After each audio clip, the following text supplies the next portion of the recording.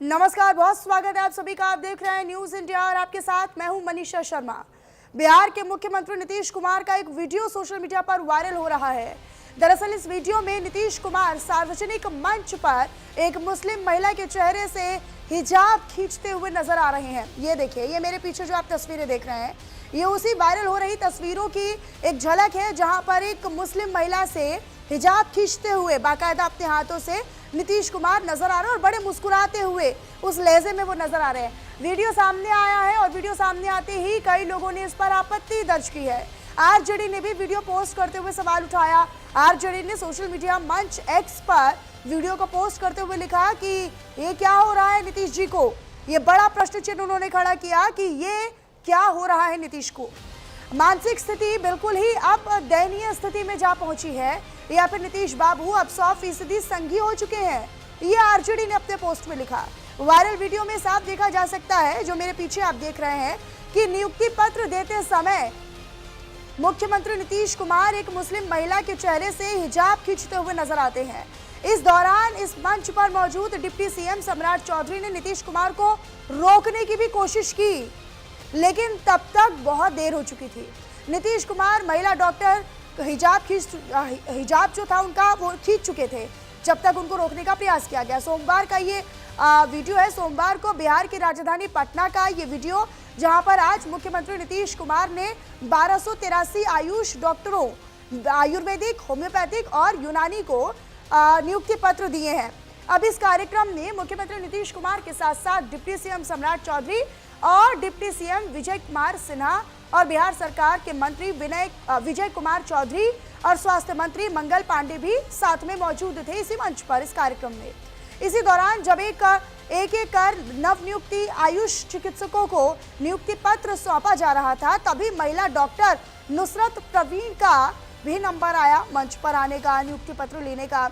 नुसरत प्रवीण ने भी अपने चेहरे पर हिजाब लगाया हुआ था, जैसा कि तस्वीरों में दिख रहा है। और ये जो नजर आ रही महिला जो आपने वीडियो में देखी, ये नुसरत ही थी। महिला डॉक्टर नुसरत प्रवीण वहां पर पहुंचती हैं तो पहले नीतीश कुमार ने उन्हें नियुक्ति पत्र दिया। फिर नीतीश कुमार ने महिला डॉक्टर से कहा कि क्या लगाए हुए हो, और उनका हिजाब तुरंत खींच दिया। ये देखिए, ये तस्वीरें जो इस वक्त आपको दिखा रहे हैं नीतीश कुमार। हालांकि अब नीतीश कुमार ने विपक्ष को मौका दे दिया है। तेजस्वी यादव की पार्टी और आरजेडी ने अब पोस्ट किया है और इस वीडियो के जरिए अब उन्होंने सवाल खड़ा किया है कि भाई ये हो क्या गया है नीतीश कुमार को। उनकी जो मानसिक संतुलन है, मानसिक स्थिति है, वो तो अब दयनीय स्थिति में पहुंच चुकी है, या फिर ये कुछ और है। इसका ये तमाम प्रश्न जो है वो आरजेडी ने अब खड़े किए हैं। हालांकि मंच पर देखिए सम्राट चौधरी पीछे से वो हाथ खींचते हुए नजर आते हैं। जैसे ही नीतीश कुमार नियुक्ति पत्र देते हैं, नुसरत प्रवीण अपना नियुक्ति पत्र बड़े सम्मानजनक तरीके से लेती हैं, लेकिन उनका हिजाब खींचते हुए नीतीश कुमार नजर आते हैं। हालांकि मंच पर उनका ये अजीबोगरीब जो कृत्य है वो पहली बार नजर नहीं आया। इससे पहले भी कई बार ऐसे मौके आ चुके हैं जब नीतीश कुमार जो है वो अपने व्यवहार को लेकर सुर्खियों में आते हैं, चर्चाओं में आते हैं और फिर उनका घेराव भी किया जाता है। हालांकि जब उन्हें रोकने का प्रयास किया जाता है तब तक थोड़ी देर हो चुकी होती है, तब तक वो हिजाब खींच चुके होते हैं। लेकिन अब ये जो तस्वीरें हैं वो चर्चा का विषय बनी हुई है, खासतौर पर आरजेडी के लिए, तेजस्वी यादव की पार्टी के लिए, विपक्षी दलों के लिए, कि नीतीश कुमार आखिर बार बार ऐसा क्यों करते हैं। क्या उनकी मानसिक स्थिति सही नहीं है। ये राष्ट्रीय जनता दल यानी आरजेडी का पोस्ट भी हम आपको एक तस्वीर में दिखा रहे हैं। दूसरी तस्वीर आपको आज की ही, सोमवार की ही तस्वीर दिखा रहे हैं, जब वो चिकित्सकों को नियुक्ति पत्र बांट रहे थे और नवनियुक्त चिकित्सक जो हैं वो अपना अपना नियुक्ति पत्र लेने के लिए मंच पर आ रहे थे। और उन्हीं में से एक एक कर जैसे ही यहाँ पर नुसरत प्रवीण को बुलाया गया, मंच पर उनका नाम अनाउंस किया गया, वो भी जाती हैं। और चूंकि वो मुस्लिम समुदाय से आती हैं और अपने मुस्लिम धर्म का पालन करते हुए हिजाब उन्होंने पहना हुआ था, लेकिन उनका हिजाब ही खींच दिया नीतीश कुमार ने, ये कहते हुए कि भाई ये क्या लगाए हुए हो, ये क्या पहना हुआ है, इतना कहा और उनका हिजाब खींच दिया। लेकिन ये तस्वीरें अब लोगों के बीच में, साथ ही साथ विपक्षी राजनीतिक दलों के बीच में भी चर्चा का विषय बनी है। बीजेपी मुख्यालय में नितिन नबीन को औपचारिक रूप से कार्यभार सौंप दिया गया। गृह मंत्री अमित शाह और जेपी नड्डा ने उन्हें नए कार्यकारी अध्यक्ष के तौर पर सम्मानित भी किया। 45 साल के नितिन नबीन को ये जिम्मेदारी देकर पार्टी ने एक बड़ा सियासी संदेश भी दिया है। ये नियुक्ति बीजेपी की भविष्य की रणनीति और संगठनात्मक मजबूती का प्रतीक भी मानी जा रही है।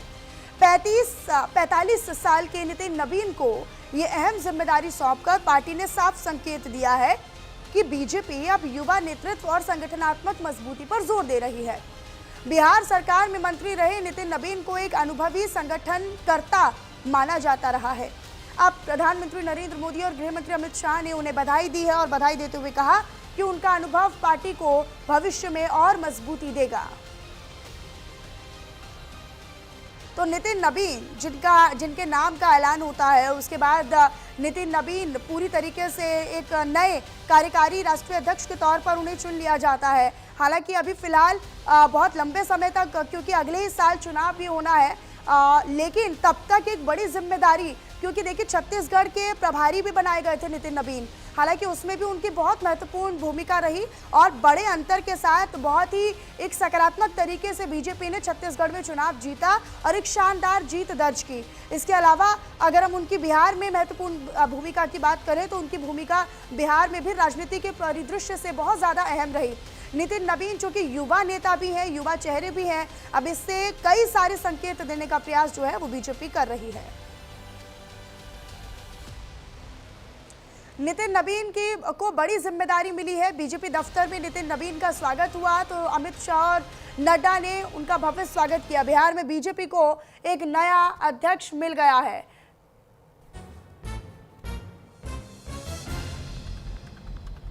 तो ये बड़ी जानकारी हम आप तक साझा कर रहे हैं। दरअसल बिहार बीजेपी की भी बात करें, क्योंकि इससे पहले हमने आपको तस्वीरें दिखाई थी नितिन नबीन की, जिन्होंने बड़ी भूमिका निभाई। और अब बात कर लेते हैं बिहार की, क्योंकि दरभंगा से विधायक बिहार बीजेपी का नया अध्यक्ष जो है वो नियुक्त कर लिया गया है, संजय सरावगी।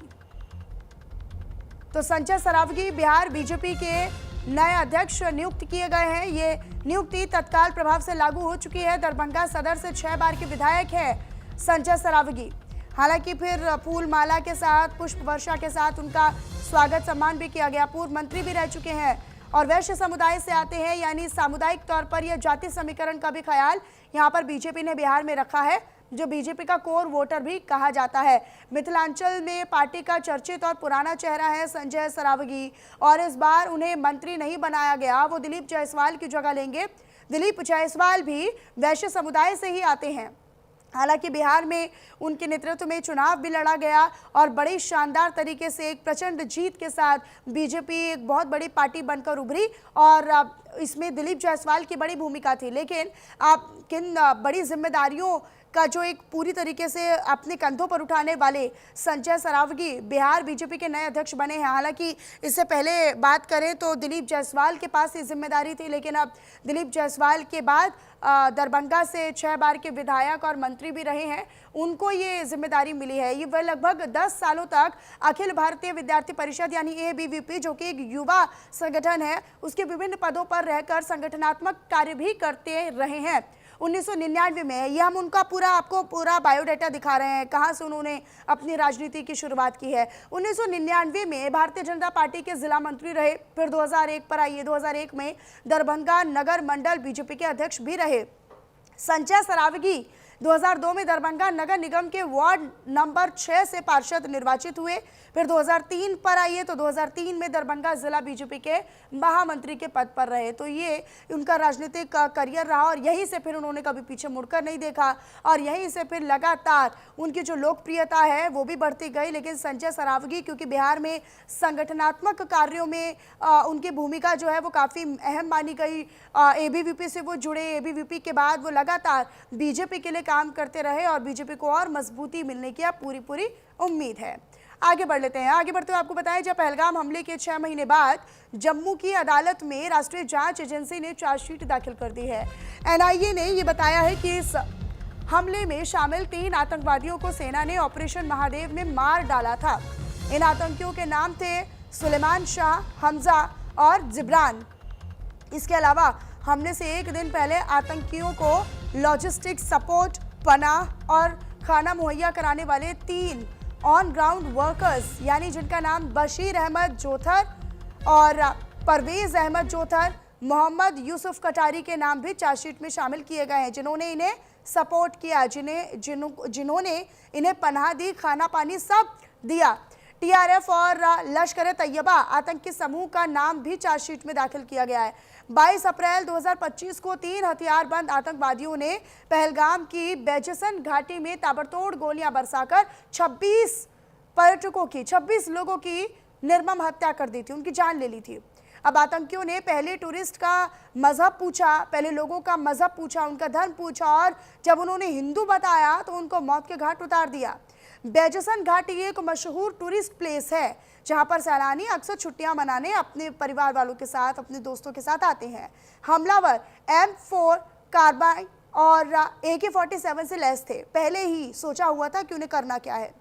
शुरुआत में द रेजिडेंट फ्रंट, जिसे टीआरएफ कहा जाता है, उसने हमले की जिम्मेदारी भी ली थी, जो लश्कर ए तैयबा का ही एक धड़ा है, एक हिस्सा है, लेकिन बाद में वो इससे मुकर गया था। मोदी सरकार ने इस हमले की जांच की जिम्मेदारी NIA को सौंपी है, और जिसने अब चार्जशीट दाखिल की है, और इसमें 3 आतंकियों के अलावा 3 उन ऑन ग्राउंड वर्कर्स के भी नाम शामिल हैं जिन्होंने इन आतंकियों को पनाह दी, इन्हें डायरेक्शन दिया, इनके प्लानिंग में वो साथ रहे और बाकायदा इन्हें खाना पीना भी मुहैया करवाया। चलिए आगे बढ़ते हुए अगली खबर का रुख कर लेते हैं। अगली खबर है, दरअसल पंजाब पुलिस ने केंद्रीय एजेंसियों की मदद से आर्मेनिया से ऑपरेट कर रहे 2 आतंकवादियों को मुंबई से गिरफ्तार कर लिया है। गिरफ्तार किए गए आतंकियों के नाम साजन मसीह और मनीष बेदी बताए जा रहे हैं। जांच में सामने आया है कि ये दोनों आतंकी पाकिस्तान में बैठे हरविंदर रिंदा और विदेश से ऑपरेट कर रहे हैप्पी पासिया के लिए काम कर रहे थे। पुलिस के अनुसार साजन मसीह और मनीष बेदी दुबई से आर्मेनिया और अन्य देशों के रास्ते मुंबई पहुंचे थे। साजन मसीह गुरदासपुर का रहने वाला है, जबकि मनीष बेदी अमृतसर का रहने वाला है, ये जानकारी है। ये दोनों आतंकवादी अमृतसर और गुरदासपुर के क्षेत्रों में ग्रेनेड हमले, हत्या, फिरौती और अन्य गंभीर अपराधों में शामिल पहले से ही रहे हैं। पंजाब पुलिस की इस कार्रवाई से देश की सुरक्षा एजेंसियों को एक बड़ी सफलता मिली है, और ये साबित करता है कि अंतर्राष्ट्रीय सहयोग से आतंकवादियों की गतिविधियों पर प्रभावी नियंत्रण रखा जा सकता है।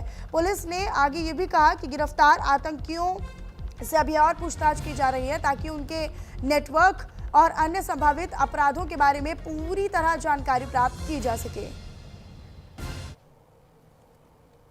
आज पंजाब पुलिस ਨੂੰ ਟੈਰਰਿਜ਼ਮ ਅਤੇ ਆਰਗੇਨਾਈਜ਼ਡ ਕ੍ਰਾਈਮ ਦੇ ਖਿਲਾਫ ਜਿਹੜੀ ਜੰਗ ਦੇ ਵਿੱਚ ਇੱਕ ਵੱਡੀ ਕਾਮਯਾਬੀ ਪ੍ਰਾਪਤ ਹੋਈ ਜਦੋਂ 2 ਫੋਰਨ ਬੇਸਡ ਨੋਟਸ ਜਿਹੜੇ ਆਰਮੀਨੀਆ ਬੇਸ ਸੀਗੇ ਸਾਜਨ ਮਸੀਹ ਅਤੇ ਮਨੀਸ਼ ਬੇਦੀ ਨੂੰ ਮੁੰਬਈ ਤੋਂ ਇੱਕ ਇੰਟਰ ਸਟੇਟ ਆਪਰੇਸ਼ਨ ਦੇ ਵਿੱਚ ਗ੍ਰਿਫਤਾਰ ਕੀਤਾ ਗਿਆ। ਸਾਜਨ ਮਸੀਹ ਡਿਸਟ੍ਰਿਕਟ ਗੁਰਦਾਸਪੁਰ ਡੇਰਾ ਬਾਬਾ ਨਾਨਕ ਦਾ ਰਹਿਣ ਵਾਲਾ ਹੈ ਤੇ ਮਨੀਸ਼ ਬੇਦੀ ਅੰਮ੍ਰਿਤਸਰ ਸ਼ਹਿਰ ਦਾ ਰਹਿਣ ਵਾਲਾ ਹੈ ਤੇ ਇਹ ਦੋਵੇਂ Pak based ISI supported Harvinder Singh Rinda ਅਤੇ US ਬੇਸਡ ਹੈਪੀ ਪਾਸੀਆ ਜਿਹੜਾ ਉੱਥੇ ਡਿਟੇਨ ਹੋ ਗਿਆ ਹੈ ਉਸ ਦੇ ਆਰਮੀਨੀਆ ਬੇਸਡ ਇੰਪੋਰਟੈਂਟ ਨੋਟ ਸੀਗੇ ਤੇ ਇਹਨਾਂ ਦੀ ਇਨਵੋਲਵਮੈਂਟ ਬਹੁਤ ਸਾਰੇ ਕ੍ਰਾਈਮਸ ਦੇ ਵਿੱਚ ਜਿਸ ਦੇ ਵਿੱਚ ਡੇਰਾ ਬਾਬਾ ਨਾਨਕ ਬਟਾਲਾ ਦੇ ਵਿੱਚ ਮਰਡਰਸ ਐਕਸਟੋਰਸ਼ਨਸ ਗ੍ਰੇਨੇਡ ਅਟੈਕਸ ਇਨ ਅੰਮ੍ਰਿਤਸਰ ਤੇ ਇਹਨਾਂ ਦੀ ਅਰੈਸਟ ਇੱਕ ਪੰਜਾਬ ਪੁਲਿਸ ਦੀ ਬਹੁਤ ਵੱਡੀ ਕਾਮਯਾਬੀ ਹੈ ਕਿ ਪ੍ਰੋਫੈਸ਼ਨਲ ਤਰੀਕੇ ਨਾਲ lookout notices red notices issue ਕਰਕੇ ਇਹਨਾਂ ਨੂੰ ट्रैक किया गया। चलिए आगे बढ़ते हैं और बात कर लेते हैं। दरअसल दिल्ली NCR में खतरनाक स्तर पर प्रदूषण पहुंच चुका है। दिल्ली NCR में आउटडोर गेम्स पर रोक लगा दी गई है। AQI गंभीर श्रेणी में पहुंच चुका है, जिसका आंकड़ा भी सामने आया है और करीब 500 के करीब ये पहुंच चुका है।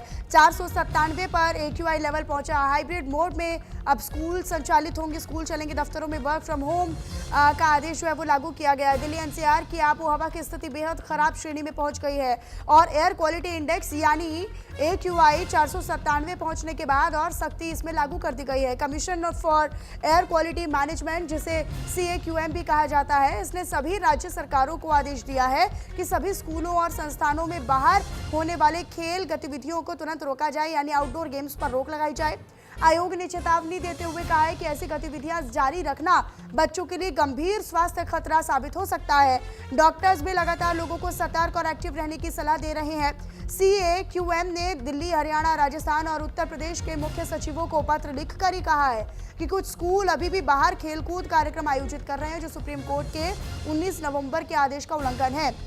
आयोग ने सभी स्कूलों, कॉलेजों, खेल संस्थानों और स्थानीय निकायों को ऐसे सभी खेल कार्यक्रम तुरंत प्रभाव से रद्द करने और अभिभावकों को जोखिम के बारे में जागरूक करने का निर्देश दिया है।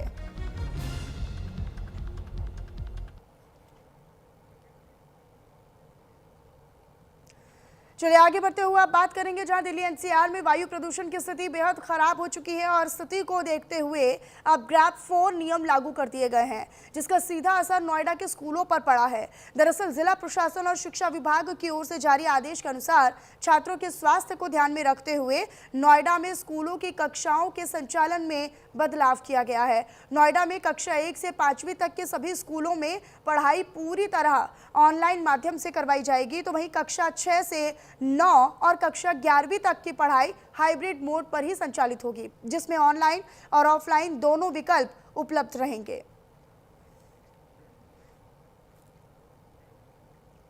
चलिए आगे बढ़ते हुए आपको बताएं, जहां अब दिल्ली में बढ़ते प्रदूषण पर सुप्रीम कोर्ट ने भी टिप्पणी की है। लोग लाइफस्टाइल बदलने को तैयार नहीं है। सुप्रीम कोर्ट ने सख्त तौर पर अपनी टिप्पणी में कहा है, सबसे ज्यादा प्रभावित गरीब वर्ग ही होता है। आदेश के बावजूद खेल गतिविधियां जारी हैं। स्कूलों में खेल की गतिविधियां अब भी क्यों हो रही हैं, बल्कि 19 नवंबर को तो ये आदेश भी दिया गया था कि जो आउटडोर गेम्स हैं उन पर रोक लगा दी जाए, लेकिन अभी भी नहीं हुआ। तो उस पर अब सुप्रीम कोर्ट ने टिप्पणी की है। हम वही निर्देश जारी करेंगे जो लागू हों, सुप्रीम कोर्ट ने कहा है।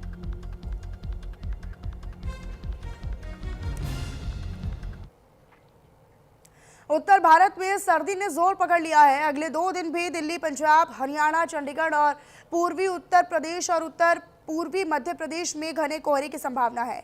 तो वहीं दिल्ली एनसीआर समेत मैदानी इलाकों में घने कोहरे और कम हवाओं के कारण आसमान में धुंध की मोटी चादर छाई हुई है, जिससे विजिबिलिटी बिल्कुल जीरो हो चुकी है, जिससे सड़कों पर वाहन रेंगते हुए चल रहे हैं, कहीं पर हादसे भी हो रहे हैं। तो वहीं दूसरी तरफ दिल्ली के लोग पॉल्यूशन की मार भी झेल रहे हैं। जगह जगह पर दिल्ली का पॉल्यूशन 450 के पार पहुंच चुका है। तो वहीं दिल्ली की सर्दी को कुछ लोग इंजॉय भी कर रहे हैं, कुछ लोगों को सर्दी और पॉल्यूशन परेशान भी कर रहा है। इसी को लेकर देखिए खास रिपोर्ट। देखिए कुछ लोग भी हमारे साथ में हैं जो कि ठंड से बचाव के लिए गर्म कपड़ों का इस्तेमाल करें। सर, जैसा कि अमूमन सब लोग जानते हैं कि दिल्ली में ठंड की जो दस्तक है, कोहरे की दस्तक है, 15 दिसंबर तक हो जाती है, और देखिए ठीक वैसा ही देखने के लिए मिल रहा है। दिल्ली की ठंड शुरू हो चुकी है। हाँ जी, बिल्कुल शुरू हो चुकी है, और थोड़ा कुछ आज तो सुबह में कुछ ज़्यादा ही लग रहा है। आज 15 दिसंबर है, आज से शुरू होने वाला है कोहरा, और यही है कि कोहरा रहेगा, अभी कुछ दिन रहेगा।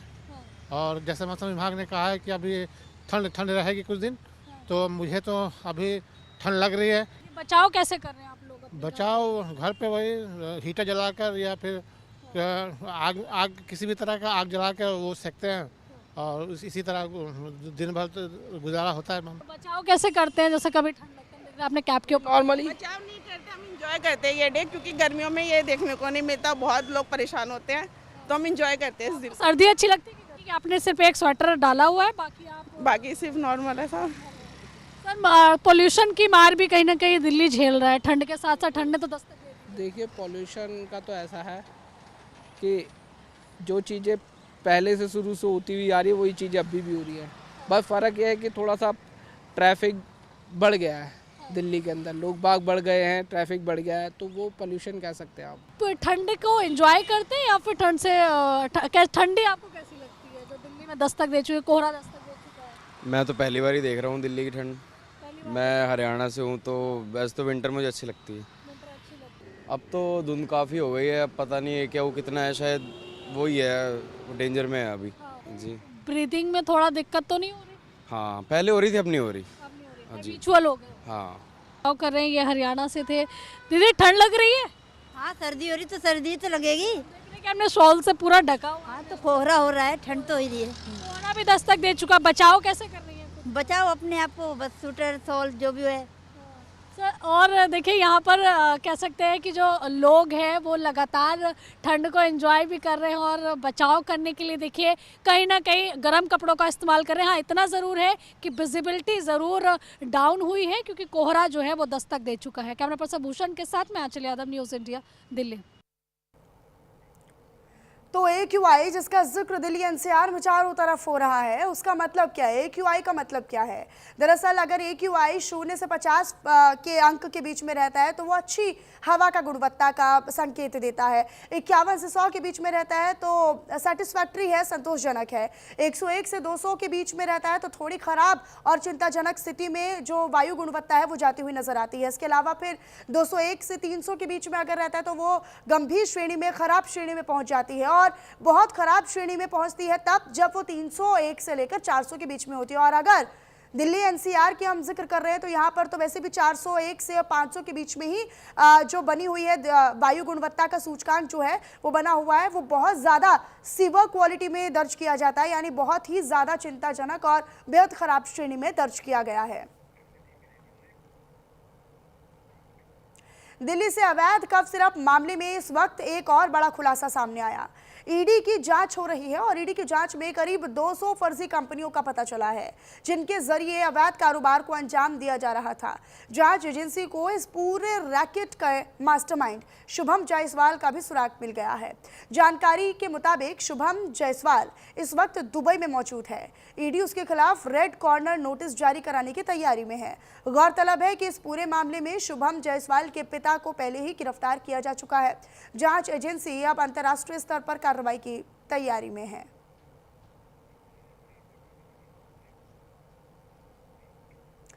अब बात उत्तर प्रदेश की, क्योंकि लंबे समय से उत्तर प्रदेश के बहराइच जिले में भेड़िए का आतंक पसरा हुआ था जिसका खात्मा होता नजर आ रहा है। दरअसल जिले के कैसरगंज इलाके में आदमखोर भेड़िए को ढेर किया गया। बताया ये जा रहा है कि रिहायशी इलाकों में आदमखोर भेड़िए को गांव वालों ने घेर लिया था और फिर वन विभाग को इसकी जानकारी दी थी। फिर आनन फानन में वन विभाग की टीम मौके पर पहुंची और आदमखोर भेड़िए का रेस्क्यू किया गया। इस रेस्क्यू के दौरान आदमखोर भेड़िए को घेर कर वन विभाग के शूटरों ने उसे शूट कर दिया। गोली लगते ही, शूट करते ही आदमखोर भेड़िया ढेर हो गया, जिसके बाद आदमखोर भेड़िए का शव पोस्टमार्टम के लिए भेज दिया गया है। इस इलाके में डीएफओ ने अभी और भेड़िए होने की आशंका जताई है। ये मामला यूपी के बहराइच जिले के कैसरगंज इलाके के गोहड़िया नंबर 4 के मजरा जरवा का है, जहां पर पिछले 2 दिनों में ये दूसरा भेड़िया है जिसे वन विभाग की ओर से मार गिराया गया। आपको ये बताएं कि आदमखोर भेड़िए ने पिछले 2 साल में 21 लोगों की जान ले चुका है, 21 लोगों की जान ली है, जबकि भेड़िए ने अभी तक सैकड़ों को घायल भी कर लिया है, जिसके बाद इलाके में लगातार दहशत कायम है। जरवा गांव में जहां पे कल घटना हुई थी, वहां आज दोपहर में सूचना मिली थी कोई भेड़िया वहां देखा गया है। वहां पर मौजूद टीम ने तत्काल ड्रोन कैमरा वहां पे ऑपरेट करवाया और गांव में उस समय भेड़िया नहीं दिखाई दिया। घने खेत में भी और गांव के आसपास भी। एक दूसरा जो है ड्रोन नदी की तरफ से उस रास्ते में लगाया गया जो उधर से जाता है, वहाँ भेड़िया स्पॉट हुआ और उसको ट्रैक किया गया। लगभग 2 से ढाई घंटे के बाद उसको रेस्क्यू टीम ने जो है फायर किया, जिसमें वो मारा गया। और चलिए फिलहाल इन्हीं तमाम बड़ी और अहम खबरों के साथ इस बुलेटिन में इतना ही। आप बने रहिएगा न्यूज़ इंडिया के साथ। नमस्कार।